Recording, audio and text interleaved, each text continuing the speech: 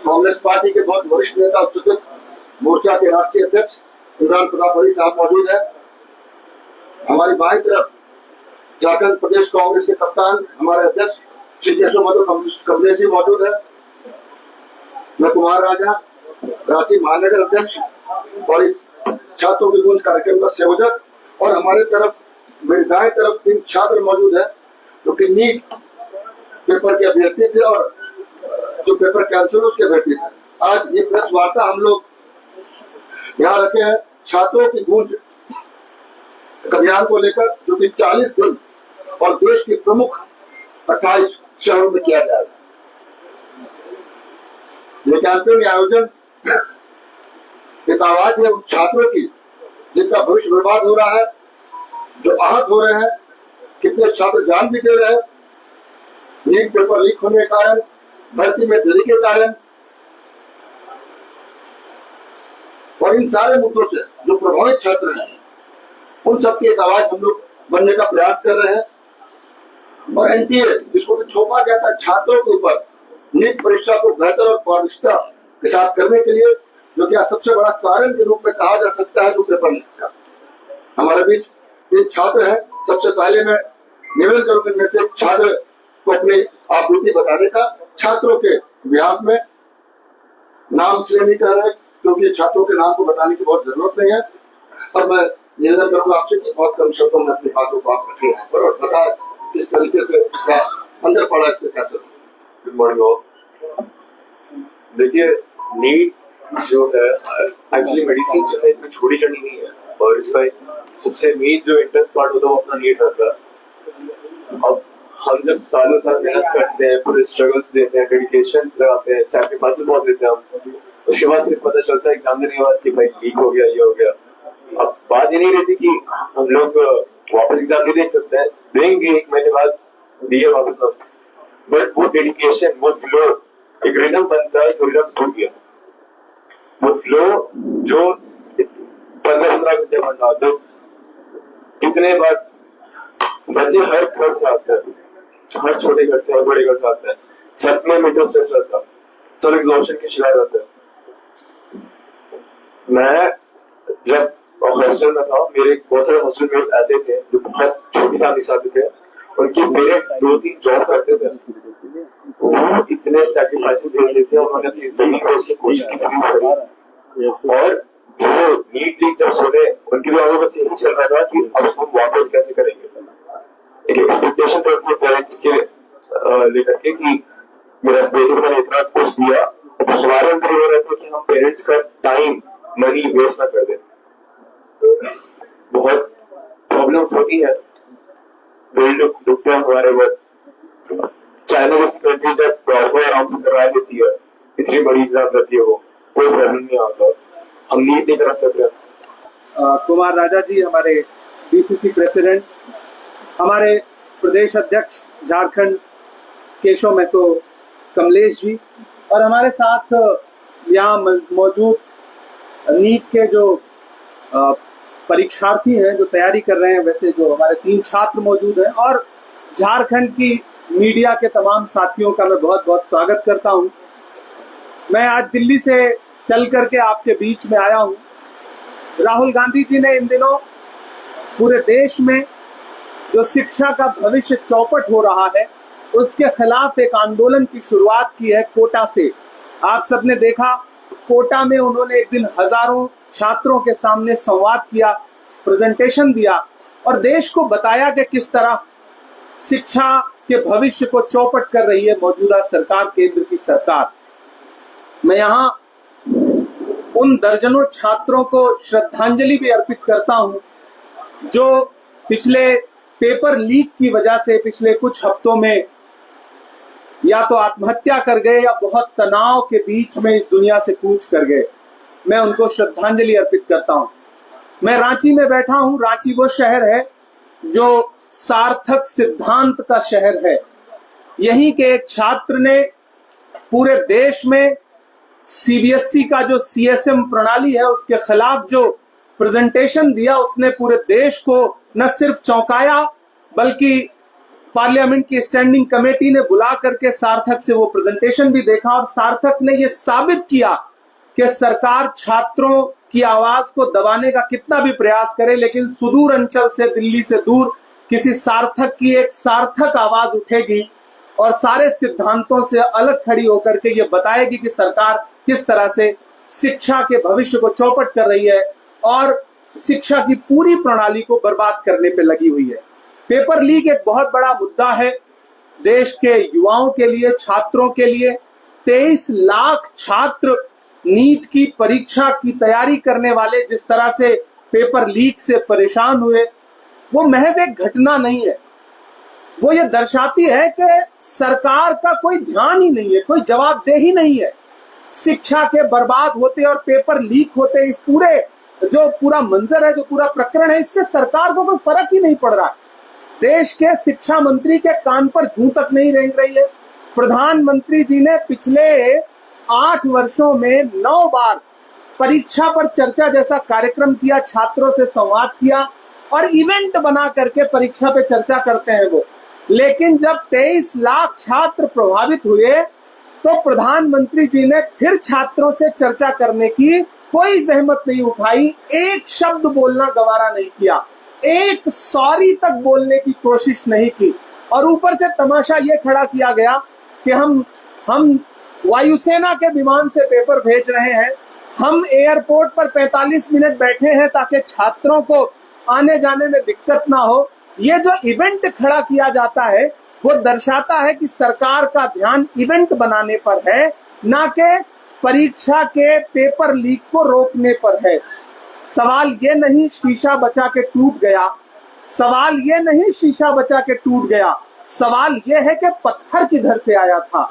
आज लोग इस पर चर्चा कर रहे हैं कि सरकार ने वायुसेना के विमान से पेपर जो है वो केंद्रों तक पहुंचाया। मैं तो सरकार से कहना चाहता हूं कि मैं अवध क्षेत्र से आता हूं और वहां एक कहावत है कि डायपर बदलने से दस्त नहीं रुकते हैं। सरकार को ये बात समझनी पड़ेगी कि थर्मामीटर बदलने से बुखार नहीं उतरता है, उसके लिए इलाज करना पड़ता है। ये जो पेपर लीक हो रहा है, ये करने वाले लोग आपकी प्रणाली के अंदर बैठे हुए हैं, सिस्टम के अंदर बैठे हुए हैं।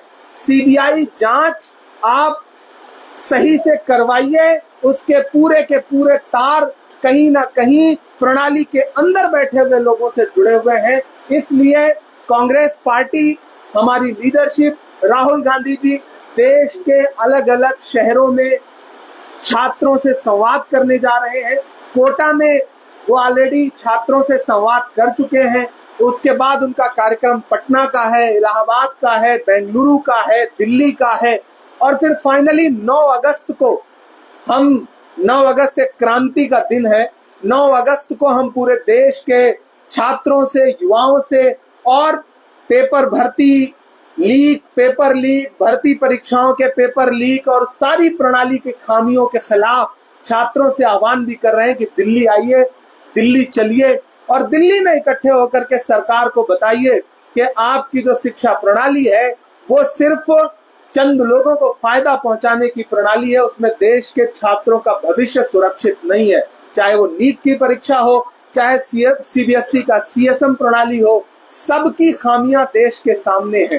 अफसोस है कि हमारे शिक्षा मंत्री न एक शब्द बोलने को तैयार है, न इस्तीफा देने को तैयार है, न प्रधानमंत्री जी उनका इस्तीफा लेना चाहते हैं। हमारी बड़ी क्लियर कट मांग है, हमने पोस्टर भी जारी किया है। कांग्रेस पार्टी ने आज 28 शहरों में कांग्रेस पार्टी के प्रवक्ता, कांग्रेस पार्टी के नेता अलग अलग जगहों पर जा करके छात्रों से, मीडिया से संवाद कर रहे हैं और हम उसमें प्रमुख जो 3 मांगे हैं वो देश के सामने रख रहे हैं।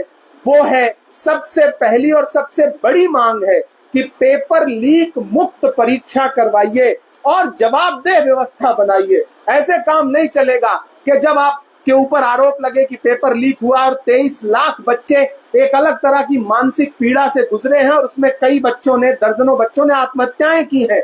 उन आत्महत्याओं का जिम्मेदार कौन है?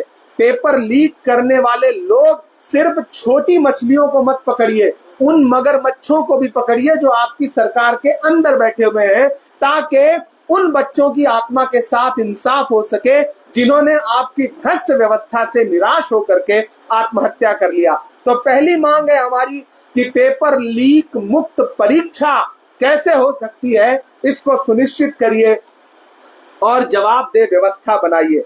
दूसरा जो सबसे बड़ी डिमांड इस समय पूरे देश के छात्रों की तरफ से आपको सुनाई पड़ेगी, वो ये है कि हमारे जो भ्रष्ट शिक्षा मंत्री महोदय हैं धर्मेंद्र प्रधान जी, वो अविलंब इस्तीफा दें, बिना एन केन प्रकारेण किंतु परंतु सीधे उनका इस्तीफा देश को चाहिए, देश के छात्रों को चाहिए, उससे कम पे कुछ भी स्वीकार नहीं है। और उनके पेपर लीक माफिया से क्या गठजोड़ है, इसकी सीबीआई ही नहीं बल्कि एक न्यायिक कमेटी गठित हो और वो सही से जांच करे कि उनका गठजोड़ क्या है।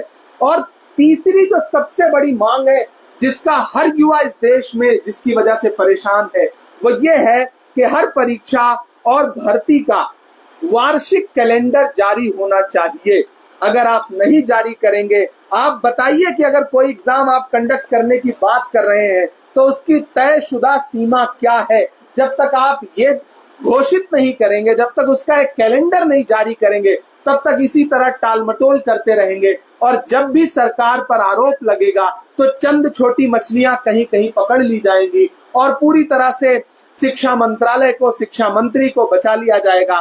प्रधानमंत्री जी तो जबान ही नहीं खोलेंगे। भारतीय जनता पार्टी के एक बड़े नेता ने कहा था कि हमारी सरकार में इस्तीफे नहीं होते हैं, लेकिन मैं सरकार से पूछना चाहता हूं कि तुझको कितनों का लहू चाहिए अर्ज़े वतन, कितनी आहों से कलेजा तेरा ठंडा होगा। दर्जनों छात्र मर चुके हैं, आत्महत्याएं कर लिया है, उनका परिवार रो रहा है। हमारे नेता प्रतिपक्ष राहुल गांधी जी से कई इस तरह के पीड़ित परिवार मिले भी हैं, उन्होंने अपना दर्द साझा किया है। आखिर और कितने छात्रों की जान लेने के बाद हमारे शिक्षा मंत्री जी इस्तीफा देंगे, और कितने पेपर लीक होने के बाद हमारे शिक्षा मंत्री जी इस्तीफा देंगे। लगभग अब तक 90 पेपर लीक के मामले कमोबेश देश के सामने आए हैं। 89 से 90 पेपर लीक के मामले देश के सामने आए हैं।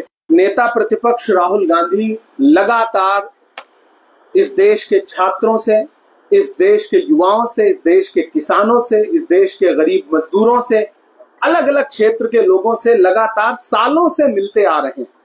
एक सुबह आप सोकर उठते हैं तो आप देखते हैं कि राहुल गांधी जी मुखर्जी नगर में प्रतियोगी परीक्षा के तैयारी करने वाले छात्रों के साथ सुबह सुबह बैठे हैं। एक सुबह आप सोकर के उठते हैं, जब देश सो के उठता है, तो राहुल गांधी जी हरियाणा में किसानों के बीच में धान की रोपाई कर रहे होते हैं। एक सुबह आप सोकर के उठते हैं तो राहुल गांधी जी दिल्ली की सब्जी मंडी में उन सब्जी बेचने वाले मजदूरों के साथ खड़े होते हैं। तो हमारा आंदोलन इस देश को बचाने, इस देश की शिक्षा व्यवस्था को बचाने का आंदोलन है। हम किसी से प्रभावित, हमसे सब प्रभावित हैं। राहुल गांधी जी ने जो जो घोषणाएं, जो भविष्यवाणियां इस देश में की थी, चाहे वो कोविड की सुनामी की भविष्यवाणी हो या इन दिनों राहुल गांधी जी जिस तरह से आर्थिक सुनामी की बात कर रहे हैं और अब शिक्षा व्यवस्था के चौपट होने की बात कर रहे हैं, दरअसल वो कांग्रेस पार्टी का आंदोलन है। हम लगातार इन मुद्दों को उठा रहे हैं। देश की पार्लियामेंट के अंदर मैंने बतौर सांसद राज्यसभा में अब तक 4 से 5 बार देश के विश्वविद्यालयों की बदहाली का मुद्दा उठाया है, फीस वृद्धि का मुद्दा उठाया है। हमारे सारे नेता उठाते रहते हैं। तो हम लगातार इन मुद्दों को उठा रहे हैं। हम किसी से प्रभावित नहीं हैं। हम सीधे सीधे इस देश के उन छात्रों के आंसुओं से प्रभावित हैं जो मानसिक पीड़ा झेल रहे हैं नीट जैसा परीक्षा का पेपर लीक होने की वजह से। बिल्कुल, वायुसेना तो हमेशा हर मिशन को जीतती है। हमारे देश की वायुसेना, हमारे देश की थल सेना, हमारे देश की जल सेना, हमें गर्व है। उनको तो कोई मिशन दिया जाए वो तो जीतेंगे ही। लेकिन मुझे सरकार से पूछना है कि आपको अगर एक परीक्षा का पेपर पहुंचाने के लिए वायुसेना की मदद लेनी पड़ रही है तो शिक्षा मंत्रालय को खत्म कर दीजिए, बर्खास्त कर दीजिए। शिक्षा मंत्री को विद इन ए मिनट हटा दीजिए। फिर उनकी जरूरत क्या है? मिलिट्री को दे दीजिए एग्जाम कराने की सारी प्रणाली, सारी प्रक्रिया। शिक्षा मंत्रालय का बजट किस लिए है? इतने सारे कर्मचारी और अधिकारी किस लिए बैठे हैं जब आप एक पेपर लीक नहीं रोक पा रहे? इस देश की सेना पे हम सबको गर्व है। उनको तो आप जो भी टास्क देंगे वो तो पूरा करेंगे, क्योंकि हमारे देश की सेना बनी ही ऐसी है, उनके जज्बे को हम सैल्यूट करते हैं। लेकिन क्या इस देश का कोई भी व्यक्ति धर्मेंद्र प्रधान के जज्बे को सैल्यूट करने को तैयार है? शिक्षा मंत्रालय के जज्बे को इस समय कोई सैल्यूट करने को तैयार है? नहीं, क्योंकि उन्होंने इस प्रणाली से, शिक्षा प्रणाली से, शिक्षा के जो भविष्य की प्रणाली है, भविष्य की जो उम्मीदें हैं, उस पर कुठाराघात किया है और लोग उसकी वजह से आहत हैं, छात्र मानसिक पीड़ा से गुजर रहे हैं।